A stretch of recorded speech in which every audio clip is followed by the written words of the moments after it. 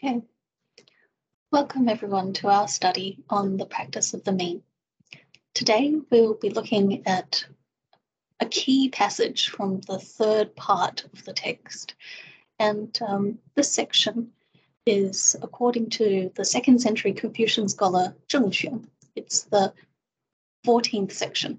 And it's a conversation between Confucius and the ruler of the state of Lu, Duke Ai. So let's take a look at the very first part now.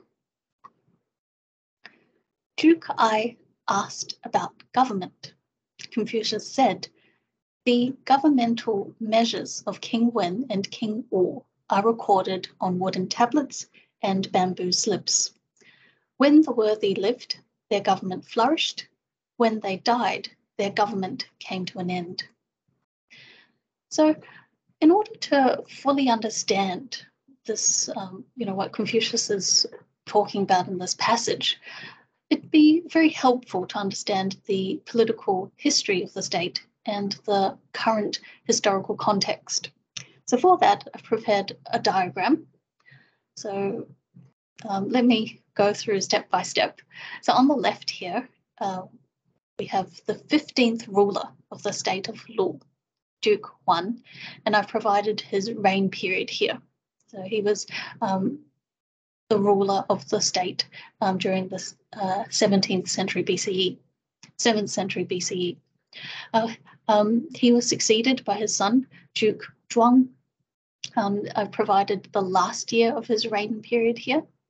And essentially the names in blue at the top are successive rulers of the state during the times of Confucius. So Duke Xiang, Zhao, Ding, and Ai, who is currently in this conversation talking to Confucius. The reign periods are provided for Duke Xiang, and then for the other rulers, the last year of their reign. So at this point in time, Confucius has just returned home to his state of Lu after around 14 years of traveling around to the various other states and trying to convince the leaders of his political vision of a benevolent government, which is a key theme in this passage here in the practice of the mean, which we'll talk about. And very different from when he left. When he comes back, he's rather respected as a scholar of broad learning. Although he's not given political office, he is consulted by the various senior leaders and even the ruler, Duke Ai himself, as we can see here, about matters of government. Now, Duke Ai here is asking about government, but it is a veiled question. What do I mean by that? Is that really he's asking Confucius what to do with his political situation, the crisis that he finds himself in. Now, what is this crisis? To understand, we need to look at the rest of the diagram here. So if you go back to Duke Huan on the left, you'll see that he has other sons in orange. So you can tell the order of their birth based on the fact that their names. So Meng, Shu, and Zi refer to their order of birth. So he had 3 other sons other than Duke Zhuang. And what happens after Duke Zhuang passes away is that there's a kind of power struggle. And these 3 other, the 3 brothers take over or monopolize the control of the state. They install a sort of puppet head figure, and they're the ones really pulling the strings. So from this point onwards, the real power lies in these 3 families. You could call them the 3, so hence this slide is called the 3 families of the state of Lu, the 3 family lineages and their descendants.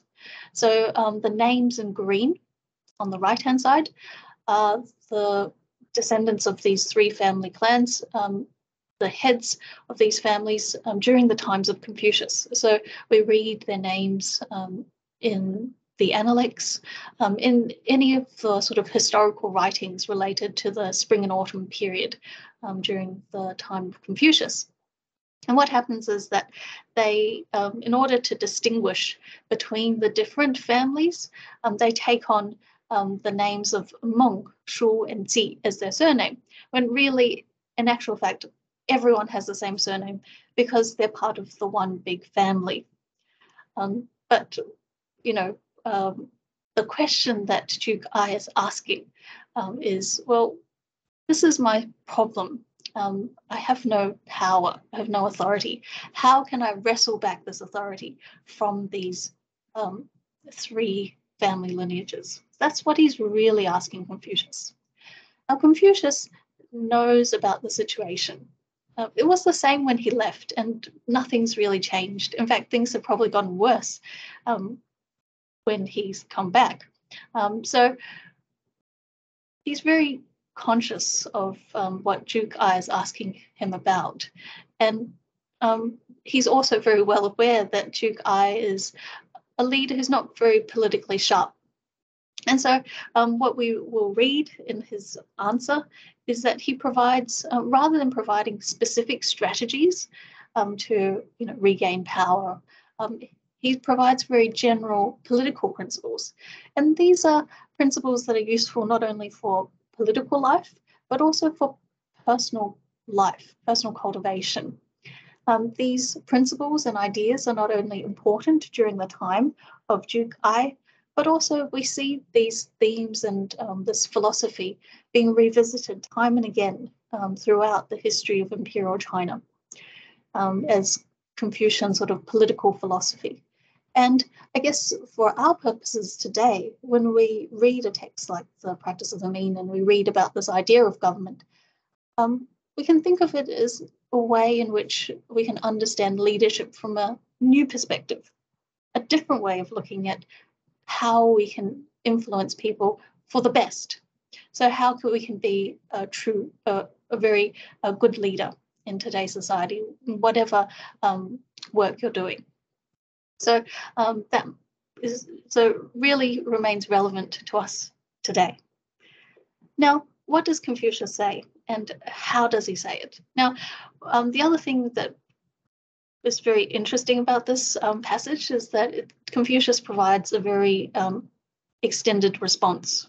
Okay? It's just different from the passages that we've read in the Analects, very short, or even the quotes that we've read in the Practice of the Mean earlier. So in this one, Confucius provides a very extended reply. And as a result, I'll be drawing your attention to not only what he says, but how he says it. And how he goes about sort of providing advice and teaching the Duke about these ideas on a benevolent government. And let's look at his answer. He says that he begins by referring to the greats, the founders of the Zhou dynasty, who are revered not only by Confucius, but people at that time as being model examples of virtue and good government. In fact, King Wen and King Wu are the ancestors of Duke Ai. So really someone that Duke Ai would also esteem. And he says that these political exemplars, we call them, they were alive, and their ideas, their strategies, their policies are well recorded. So from the time of the founding of the Zhou dynasty to the time of Confucius now having his conversation with Duke Ai, 500 years have passed. That's quite a long time. But despite this, Confucius is very much aware of the ideas and the strategies and policies of the early founders of the Zhou dynasty, and how was they created this model government, this benevolent government. Why? Because it's recorded. In those times, there was no paper, there was no computer, but it was recorded on wooden tablets and bamboo slips. Now, yes, it's well recorded, but what has happened? Why is the government in Lu in a time of crisis? Why are there problems when, clearly these great strategies are accessible to everyone? What's happened? Well, that's what the next line tells us. When the worthy were alive, this great government flourished. But when they passed away, so too did this government. So you get the idea that Confucius is not just talking about any government here, is he? Because Duke Ai is also heading a government. The other states that Confucius has just traveled to, they all have governments, they all have leaders. But what is this government that Confucius is talking about that has come to an end? So this is where we have to understand Confucius's ideas on government before we read further, because otherwise it really makes no sense. And to do that, I'd like to use a passage from the Analects, a very short passage, but hopefully will, provide the essence of his idea on government.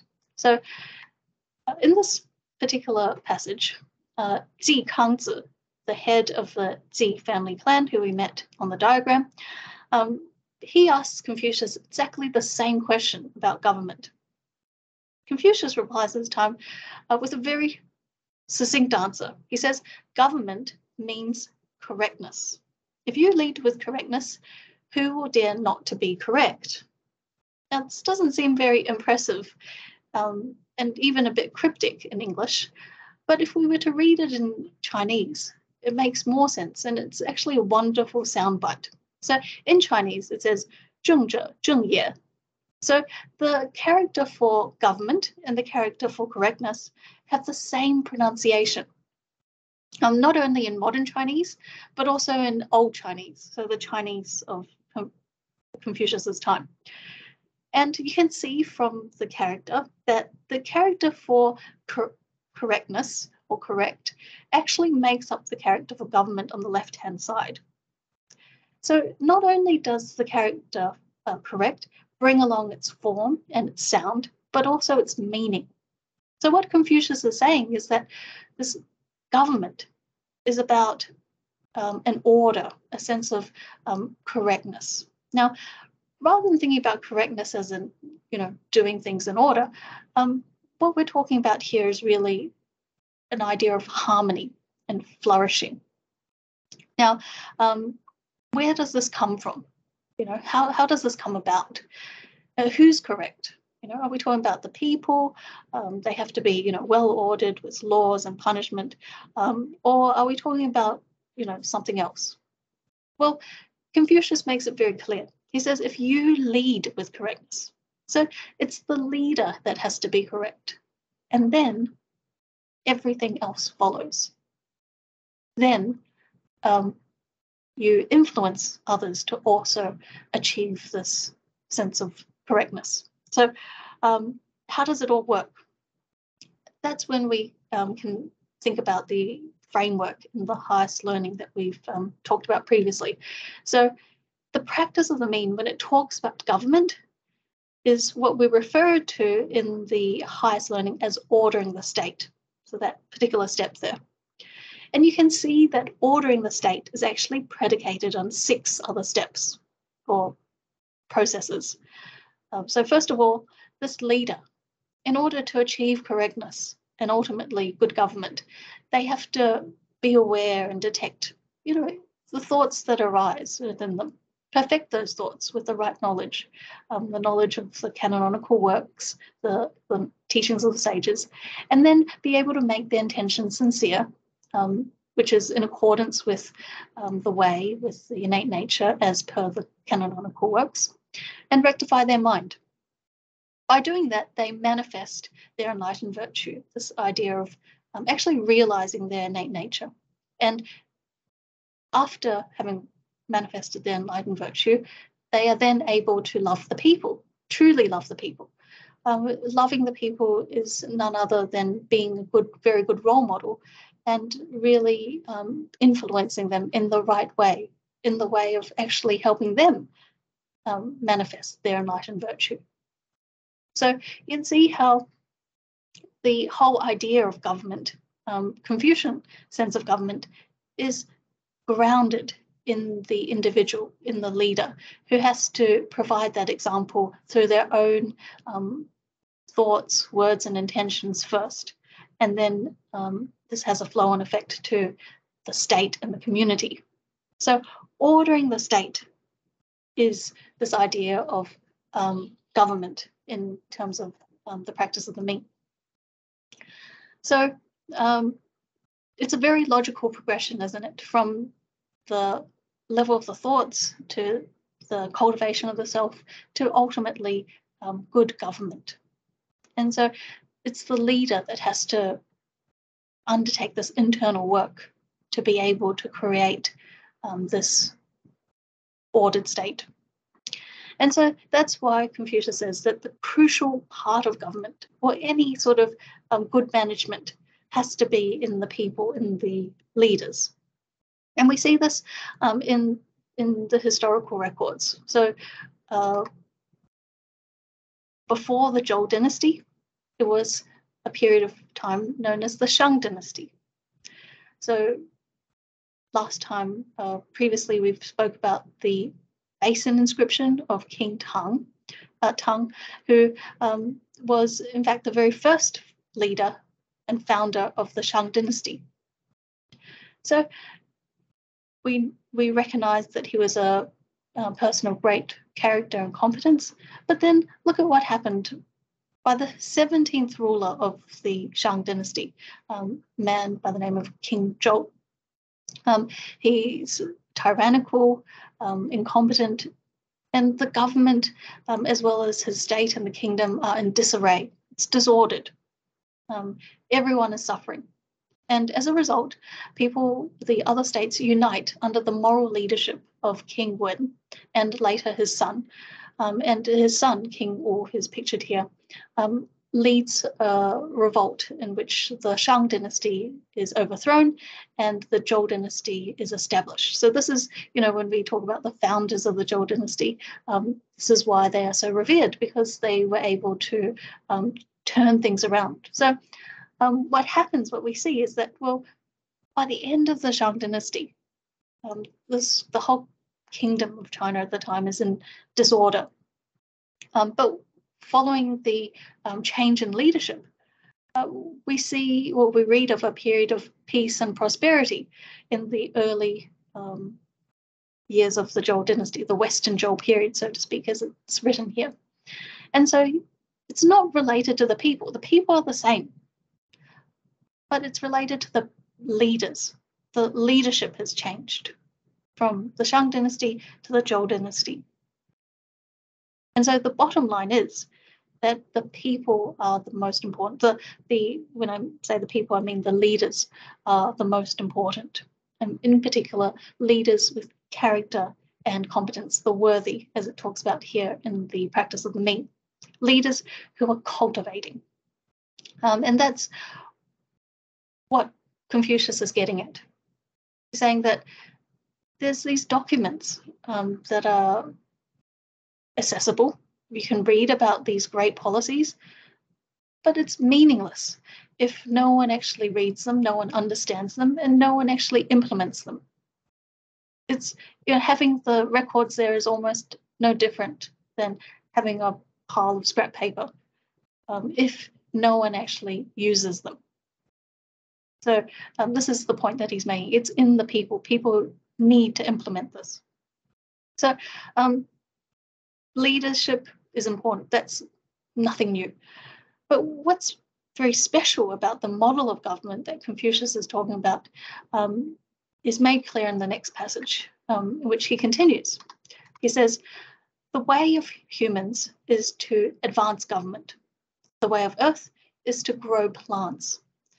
Now, government is like the silkworm wasp, and therefore the conduct of government depends upon its people.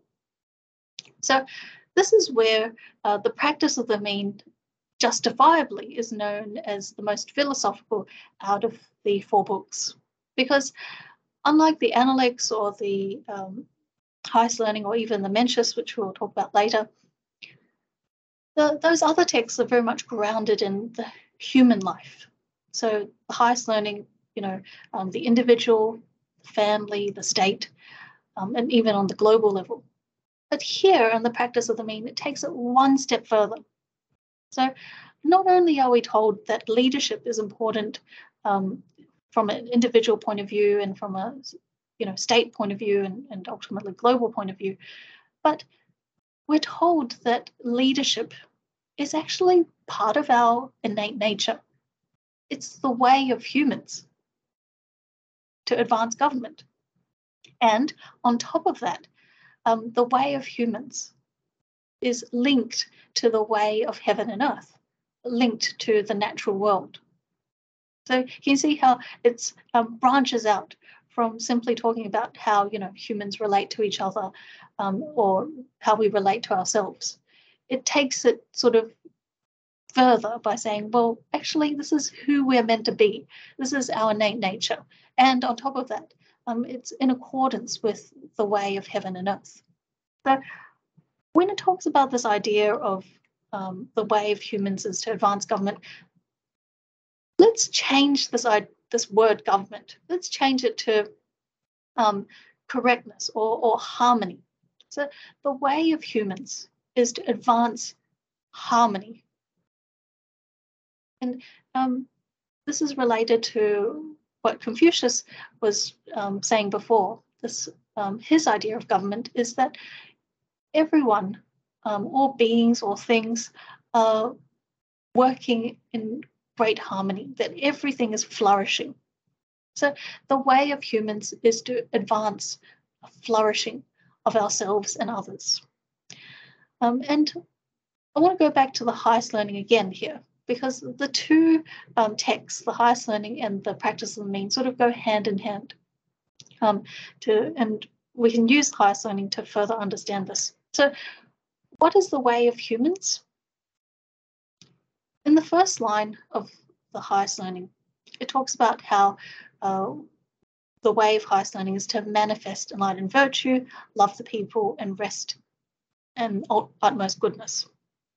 Now, if we take away all this jargon, I think intuitively we would all understand and agree that the way of humanity, or what we're all working towards in this life, is to achieve health and happiness, right? All of us, regardless of where we're born, who we are, all of us want to achieve lasting happiness. And no one enjoys having stresses or sickness.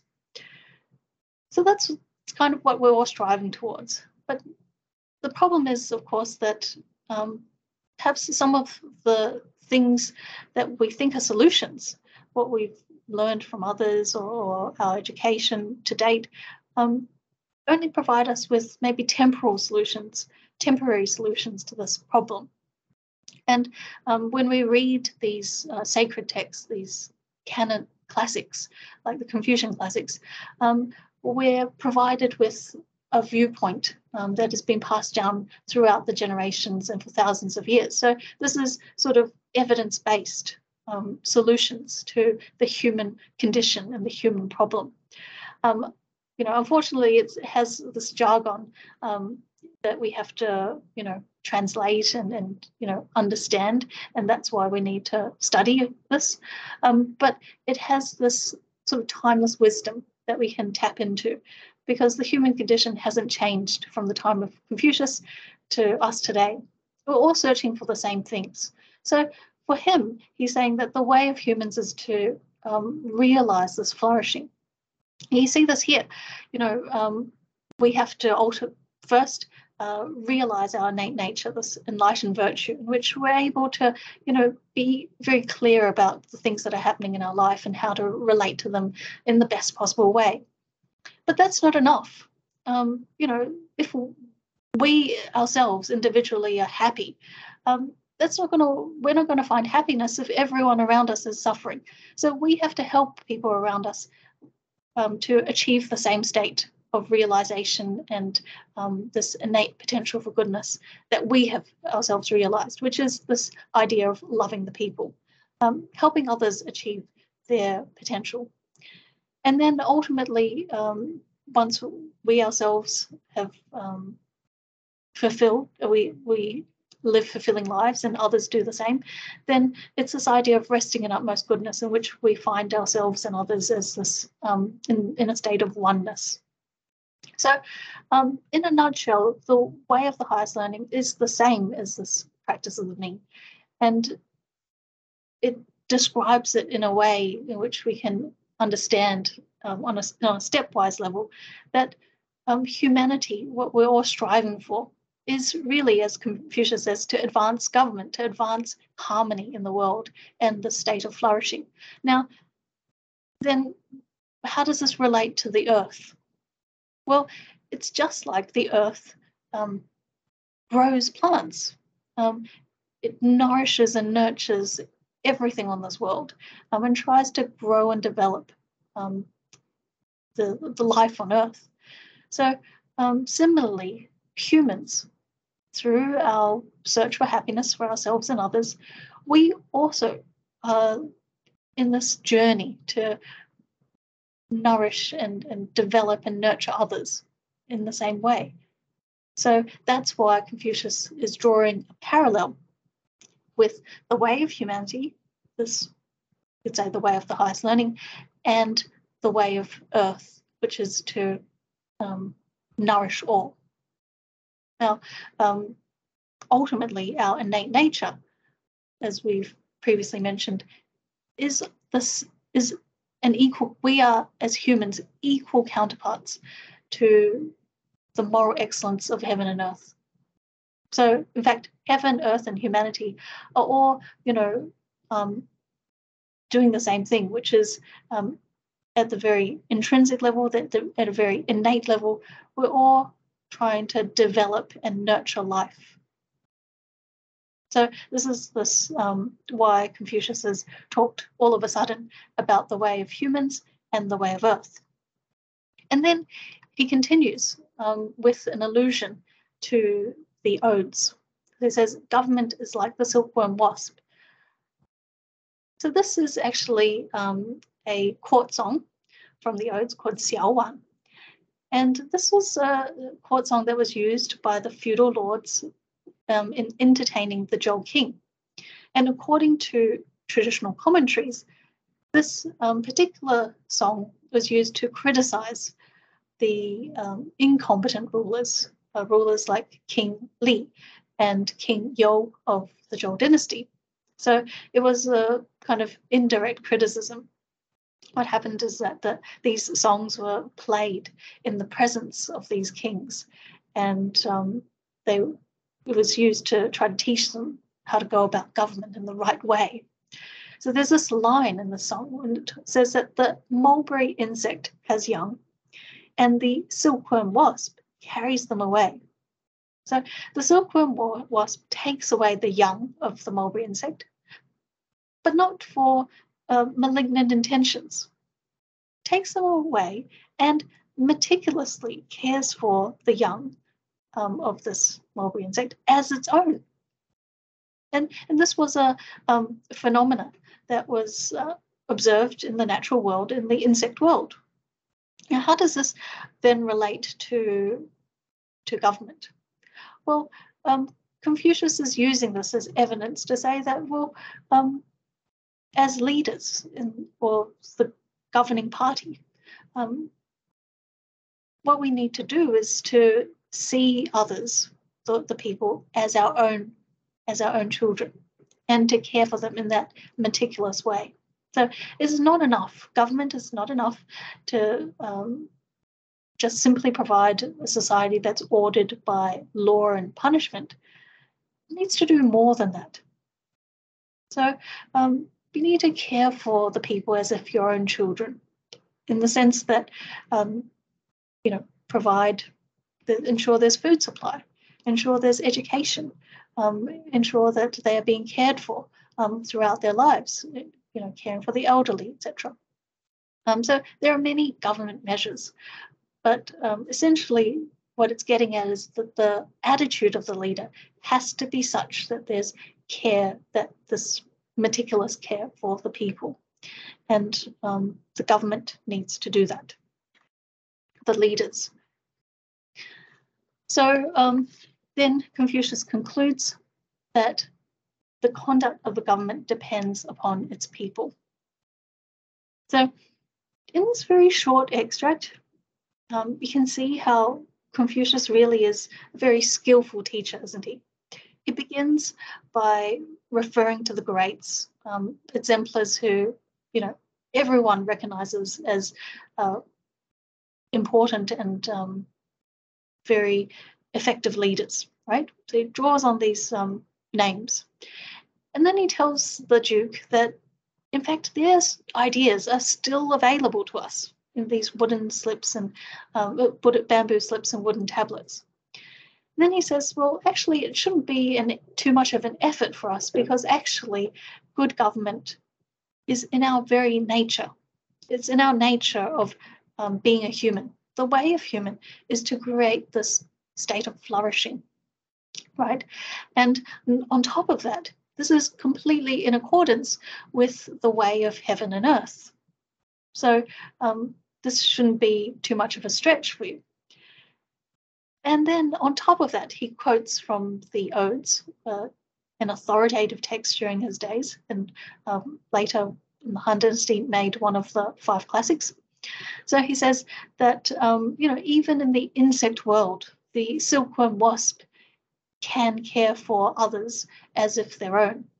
So really, as humans, and as leaders today who have these great records, we really have no excuse. We have the tools, we have the resources, so we have no excuse to not do the right thing and implement this great benevolent government of King Wen and King Wu.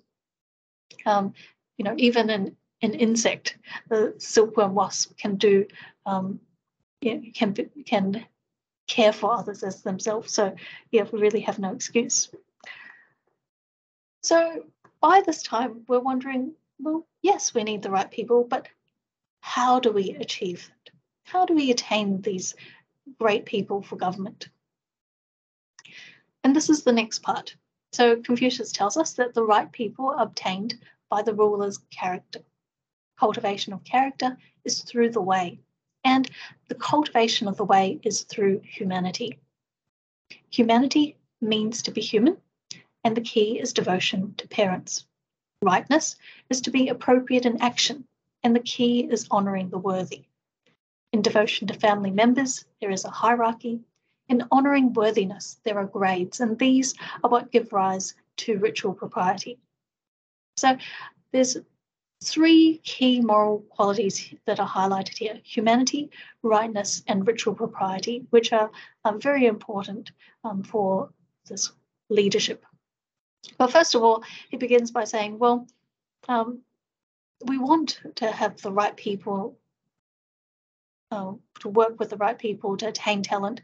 How do we do this? It's actually through, again, the leader. Now, this is a very important question and an important issue, because regardless of, whether it's the past or the present, whether you're working in the public sector or the private sector, it's a perennial problem of human resources. How do we recruit the right candidates, the right applicants? Now, rather than think about recruiting talent, I think we can turn the question around here. If we were looking for a job, how do we choose where to work? Most of the time, as graduates from university, the graduate positions are very much the same, the same salary, same incentives, and, you could be even looking around the same location. So it's all in the same city. So how exactly do you choose where to work? Well, from the experience of my colleagues, my friends, they tell me that they look for the culture of a workplace. So, they find out, well, what is it like to work there? What are the people like? And how is the culture of a workplace created? It's through the leaders. What about the leaders? Well, it's not the car that they drive. It's not where they live. It's their character and how they relate to the staff. How do they treat the staff? And that's what creates the workplace culture, because everyone in that workplace will try to emulate the leader. So, it doesn't matter how good the incentives are, how generous the pay package. If the leader or the leaders, if there's more than one person on this management team, if they don't value the staff, then what happens is that there's going to be a very high turnover rate, because people are going to be looking for better jobs after they've worked there for some time. So that's why Confucius is telling us that it comes down to the cultivation of the leader, the character. And if we look at this flowchart, we want to attain talent. Well, the leader has to cultivate their character. How? To cultivate through the way. Okay, so it's not some subjective standard. It's not about what you wear or the nice words that you have to say. You have to cultivate according to normative, objective standards. And these are provided in the canonical works, the Confucian classics, etc. So there's a standard here, and that's why he says cultivate the way. Unfortunately, of course, the way is very abstract. We spend a lot of time trying to talk about it in the very first talk on the practice of the mean. And even in the Analects, one of the students, Zi Gong, laments how Confucius never really talks about human nature or the way of heaven and earth. What does he talk about most in the Analects? He talks a lot about humanity and how we relate to others, our roles and relationships and responsibilities. So Confucius, rather than talking about these abstract ideas that are difficult for people to understand, he tries to teach people something that that's accessible. So he talks about the idea of humanity. And according to the sinologist, Chen Rongjie, also his English name, Wingsit Chen, he proposes that, in fact, Confucius was the very first Chinese thinker to put humanity on the moral agenda, to make humanity the very cornerstone of our moral development. So here in the Practice of the Mean, we read that he says, well, we cultivate humanity, but we do this by cultivate the way through humanity. So humanity is where we start. This is the starting point. Now, humanity is something that we've talked about before in the Analects, so I won't repeat the same ideas here, except to note that, again, Confucius, in talking to Duke Ai, uses a really good soundbite. He says humanity means to be human. And in Chinese, again, these two words are exactly the same. So in Chinese, 人者人也, so he's saying the humanity and human sound exactly the same. And as you can see, the word for human in Chinese, this character makes up the word for humanity on the left-hand side. And interestingly, it has parallels in English because, human makes up the word for humanity. So it really sort of, through the word, through the form, the sound, it tells us that really to be human, humanity is really the characteristic element of being human. Now, this doesn't sound surprising, but actually it's quite insightful. So I don't know if you've ever thought about this before, but what makes us human? As opposed to, some other species. It's not our physical features, not necessarily the fact that we have a language that we communicate with, or higher cognitive abilities so that we can create tools and society. It's not just simply Confucianism, but other sort of traditions talk about how what makes us human is our moral qualities. And we can tell this even from the opposite of the word human. the antonym of human is to be inhuman, right? So what does it mean to be inhuman? Means that we're insensitive to the feelings of others. We lack compassion.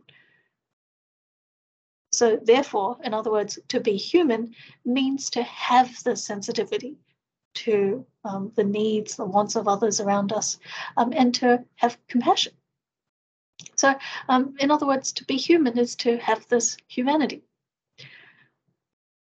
Now, I've put this photo here because it reminds me to tell you about another interesting connotation of this Chinese character for humanity, in that it also means kernel. And the 11th century philosopher, Cheng Hao, he particularly noted this. He said that, humanity is like the kernel of a human. So what is a kernel? Well, if you eat a peach, you're left with the seed. And if you break open that seed, you'll find inside it there's a kernel. So the kernel is like the innermost part of the fruit. And similarly, humanity, this moral quality that we have, this feeling that we have, is actually the most innermost part of ourselves. So it's not something that's skin deep. And the other interesting thing about the kernel is that, if you were to plant it, you would, grow a peach tree and then more peaches. So it has this proliferative vitality. And so this is the same with this moral quality of humanity, that with humanity, we're actually able to develop, to nurture everyone around us and all things, how we relate to them, that we relate to others and the environment around us, to help it flourish and ensure that others are able to lead fulfilling lives through our humanity.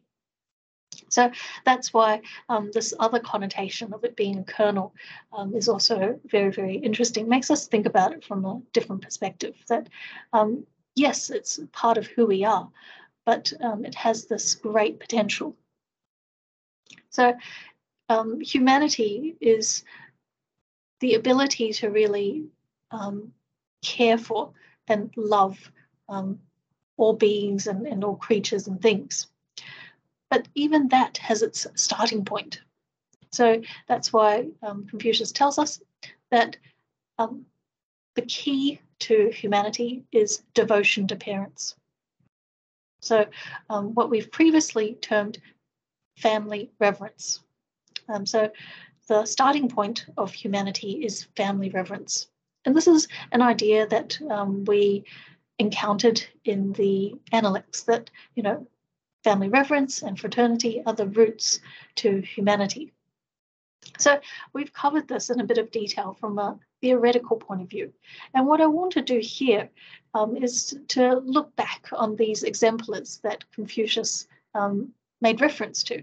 Well, what did these kings, King Wen and King Wu, what were they like when they were young? How did they become such great leaders and cultivate their humanity? So there's a particular chapter in the Records of Ritual that talks about how these kings were when they were young. And that's what I'd like to share with you now. So first of all, this is about King Wen. And when he was a son and an heir, so before he became the leader of the state. So obviously this was written after he passed away, because King Wen is actually his posthumous name. He was not known as a king and not known as Wen when he was alive. So it says, when King Wen was the eldest son and heir, he visited his father, King Zi, which is also a posthumous name, 3 times a day. When the rooster first crowed, he dressed himself and went to the door of his father's bedroom. He asked one of the servants of the interior who was in attendance how the king was and if he were well. When told that he was feeling well, the prince was glad. He visited again at midday and in the evening in the same way. So what's really interesting here is this frequency He actually goes to see his father 3 times a day physically. And the very first time is quite early in the morning. So I don't know if anyone has heard a rooster crow before or knows when the rooster crows, what time of day the rooster crows. There was one point of my life when I was renting and my next door neighbors had a rooster. So we heard this rooster crow every morning. And this rooster would crow before dawn. So they actually crow about 1 to 2 hours before sunrise. They actually have this internal sort of alarm in their mind. It's called a circadian rhythm. And so they don't actually have to see the sunrise before they crow. So if the sunrise is, for example, 6 o'clock, then they're crowing at around 4 o'clock or 4 to 5. So actually, when it says here that King Wen got up when the rooster first crowed, this is not, this is before daylight hours. This is around the time of 4 o'clock. It's quite early in the morning for most people. He dresses himself, probably tidies up his room, and then makes his way to see his father, who is also probably around this time getting up, getting ready for the day. So he doesn't really disturb his father, but simply talks to one of the servants and asks how was his sleep. So how he was refers to, how was his sleep last night? Did he have a good sleep last night? And so this is a very good indication. Someone's quality of sleep or how long they slept is actually a good indication of their health. If they don't have a good sleep because of aches and pains, then maybe there's something up with their physical health, or it could be they're worried about something mentally. So understanding how someone slept is actually a good indicator for their overall well-being. And so then he does the same in the midday and in the evening. So this is this frequency of really caring for his father. The other thing I want to point out that really impresses me here is his consistency. It doesn't say that he only visits during the summer months when it's easier to get up. In the winter it's too cold, he doesn't bother.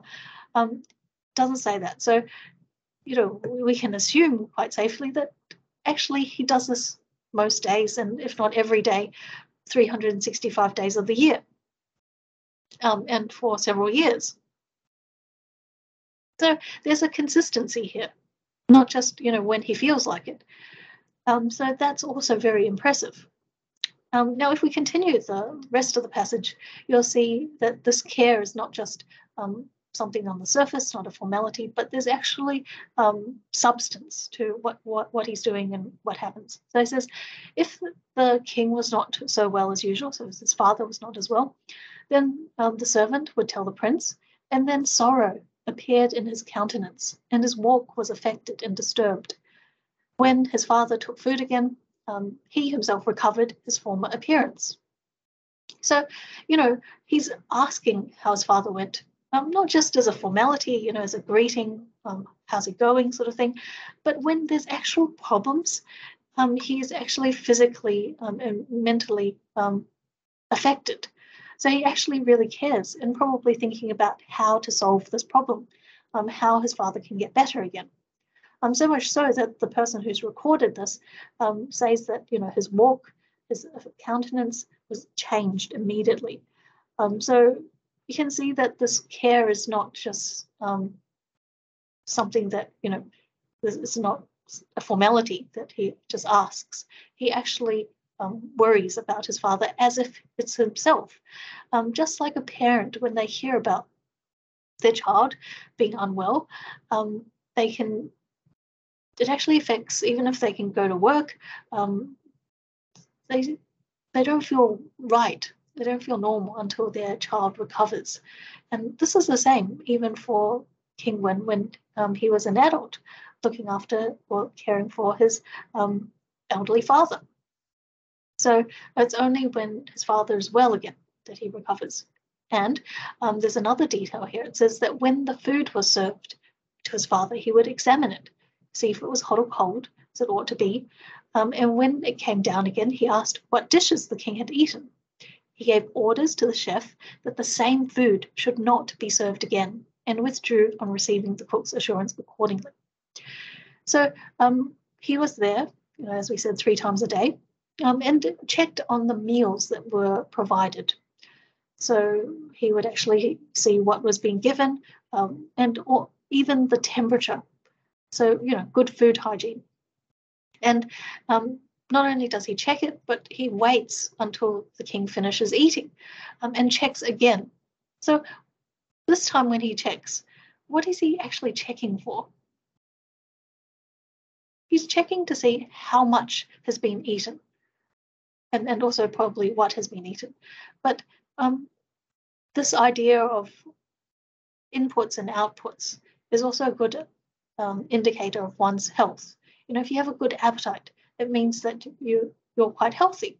If, when the moment you have a cold, you don't really feel like eating, and that's just the common cold, let alone if you had something more serious.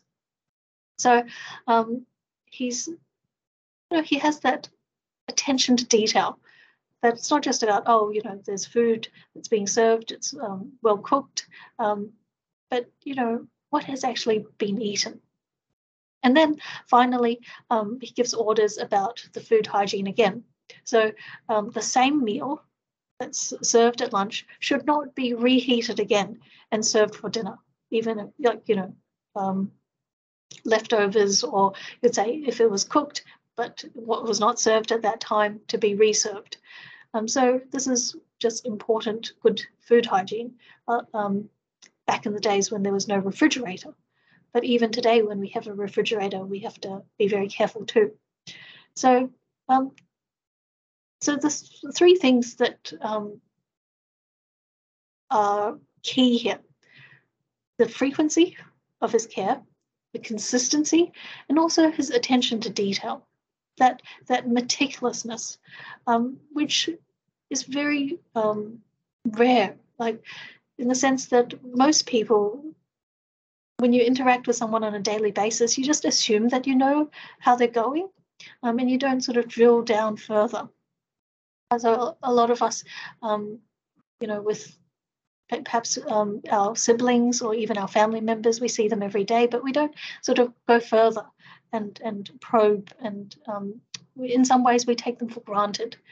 We take their health and their condition for granted. So you can see that even in the people that were closest to him, he continued to have this great care and attention. And then this is translated to how he is when he's a leader.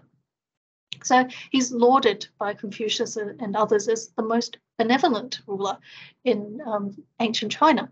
You can see that in the Mencius, it tells us that King Wen looked on the people as if a person who was injured. So why? Well, despite having a very successful and very peace and prosperous government, King Wen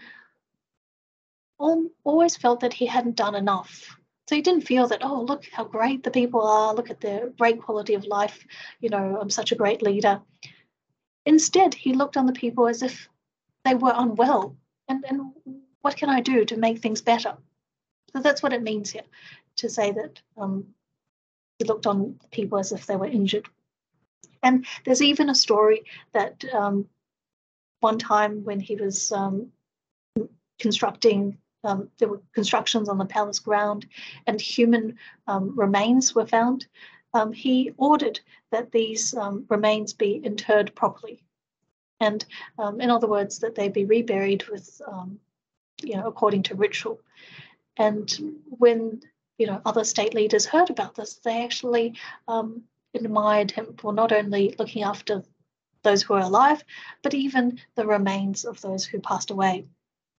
So from these very short extracts, we can see that, home is where character building begins.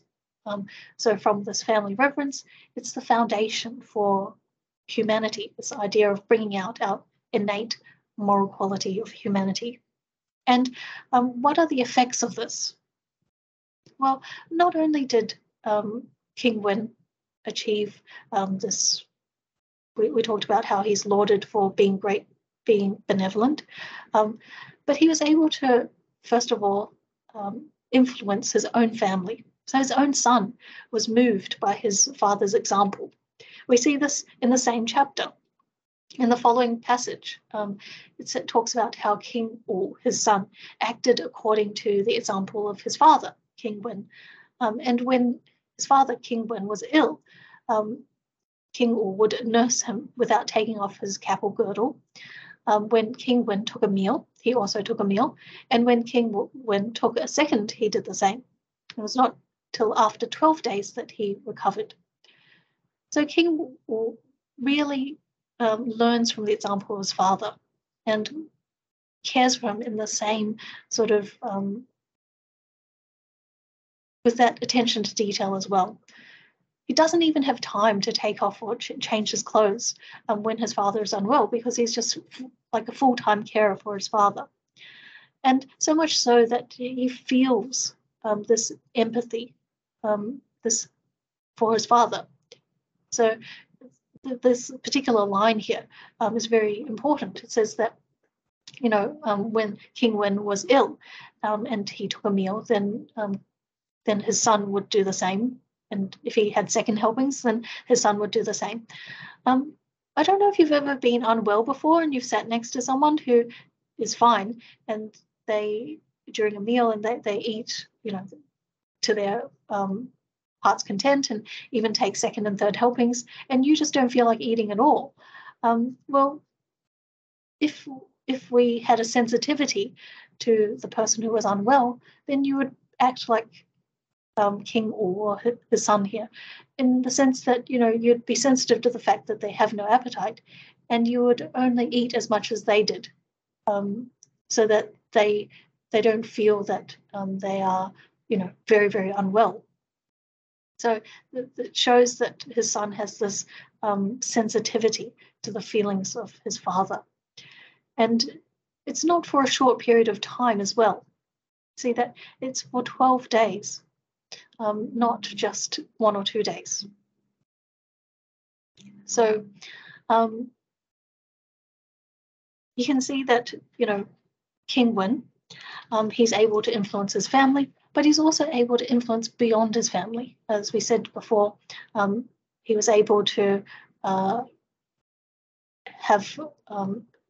create a society in which the people all accorded with ritual propriety. In the farmlands, the farmers would actually ensure, give yield to each other the harvests on their borderlands. So this humanity extends beyond the family and influences beyond the family.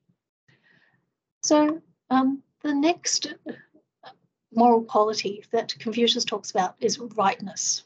Now, I'll stop there for today because of the time, but we'll continue on with next week in talking about how to what rightness means and how to cultivate it.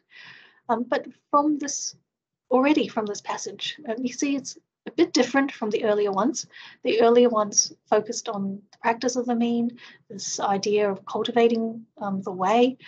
But this one starts from the idea of leadership and the effects of actually cultivating yourself before drilling into how we do it. Cultivating our character as the leader via the way, and then from the starting point of humanity and the family. So Confucius in this passage really breaks it down so that it's something that all of us can understand, all of us can learn about, and it makes it really accessible. So I'll stop there. Thank you very much for listening, and hope to see you next week.